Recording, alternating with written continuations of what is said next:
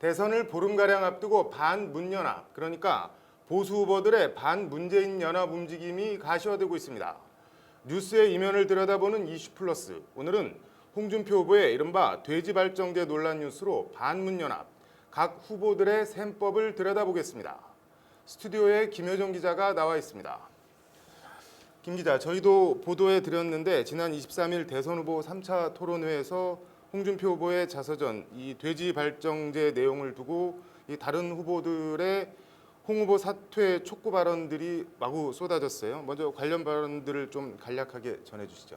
네, 먼저 포문을 연 건 정의당 심상정 후보였는데요. 심 후보는 모두 발언에서 성폭력 범죄를 공모한 후보를 경쟁 후보로 인정할 수가 없다면서 홍 후보의 사퇴를 촉구했습니다. 이어 유승민 바른정당 후보도 홍 후보는 강간 미수의 공범이라고 후보 자격이 없다고 원색적으로 비난했고요. 국민의당 안철수 후보 역시 성폭력 모의는 용서할 수 없다고 날을 세우면서 홍 후보의 즉각 사퇴를 촉구했습니다. 이게 뭐 돼지발정제 하는데 뭐 정확한 내용이 뭐 어떻게 되는 건가요, 이게?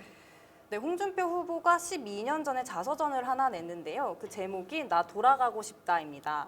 나 돌아가고 싶다. 이거 저 이창동 감독 영화 박하사탕에서 그 설경구 씨가 마지막에 외쳤던 장면 뭐 나 돌아갈래 뭐 이거 흉내낸 것 같은데 뭐 아무튼 계속해서 전해주시죠. 네, 이 자서전에 돼지 흥분제 이야기라는 소제목에서 홍준표 후보가 전한 얘기인데요. 대학 때 하숙집 친구가 짝사랑하는 여학생을 만나러 가는데 하숙집 친구들이 둘이 어떻게 잘 해보라고 돼지 흥분제를 구해줬다 뭐 그런 내용입니다. 이건 뭐 아무리 저 45년 전 후일담이라고 해도 뭐 유승민 후보 말대로 어떻게 보면은 강간 미수 아닌가요, 이건? 예, 그렇다는 게 제가 취재해본 결과의 그 변호사들의 말인데요. 공소시효가 지났으니 이 문제는 논외라고 하더라도 그 해당 내용의 단어 선택이나 그 맥락을 보면 조금 더 이해할 수 없는 그런 받아들이기 어려운 표현들이 좀 많았습니다. 뭐 어떤 건가요? 네, 예를 들면 이런 건데요. 뭐 흥분제를 가지고 여학생을 만나러 가는 친구를 드디어 결전의 날이 됐고 뭐 비장한 심정으로 출정했다라고 표현을 하는가 하면 뭐 그 여학생이 막상 옷을 벗기려고 하니 깨어나서 핥히고 물어뜯어서 실패했다. 그 흥분제가 만약에 진짜였다면 실패했을 리 없다는 등 해당 여학생이 입었을 어떤 충격 같은 거는 전혀 생각하지 않고 그 사태를 희화화했습니다. 또 물론 말미에는 다시 돌아가면 절대 그런 일을 가담하지 않을 것이다. 그게 얼마나 큰 잘못인지 검사가 된 후에 비로소 알았다라며 반성을 하는 표현도 있기는 있습니다.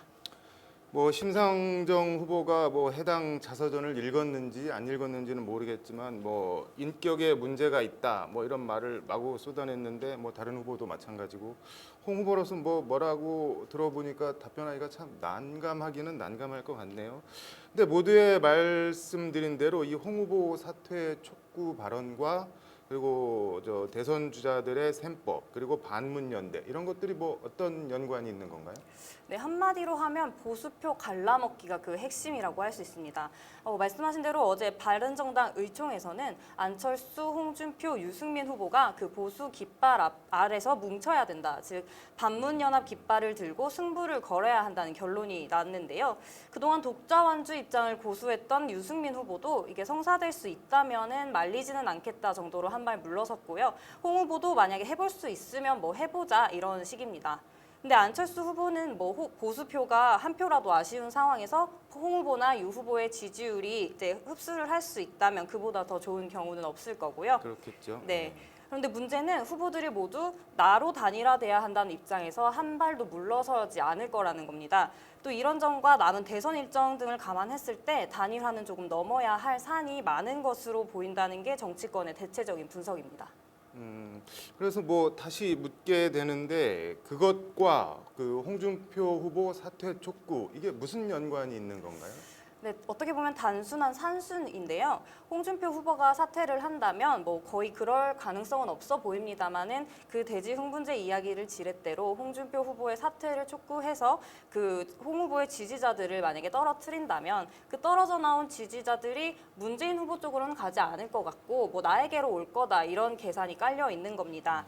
그래서 홍 후보 지지율이 현재 10% 안팎은 되기 때문에 그렇게 되면 최근 여론조사에서 문 후보와 오차범위 바깥으로 벌어진 안철수 후보는 다시 1위를 조금 도모해 볼 수가 있겠고요. 유승민 후보의 경우에는 대선 이후 그 보수의 주도권을 질 수 있는 발판을 마련하게 될 수가 있는 겁니다.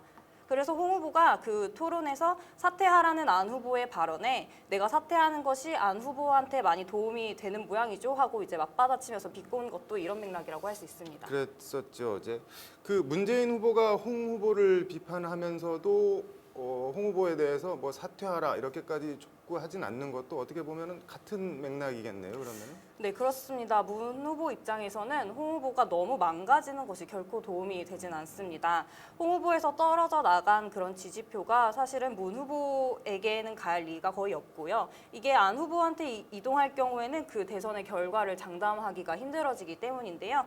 그래서 국민의당을 중심으로 제기되는 그 홍찍문, 그러니까 홍준표를 찍으면 문재인이 대통령이 된다 이런 말이 흘러나오는 것도 같은 맥락이라고 할 수 있겠습니다. 홍찍문 뭐 같은 사퇴 촉구 발언이지만 후보들의 셈법이 정말 뭐 제각각인 것 같은데 오늘 밤 있을 대선 후보 4차 토론에선 또 어떤 발언이 있는지 좀 뭐 관심을 갖고 지켜봐야겠습니다. 잘 들었습니다. 이슈플러스 김효정 기자였습니다.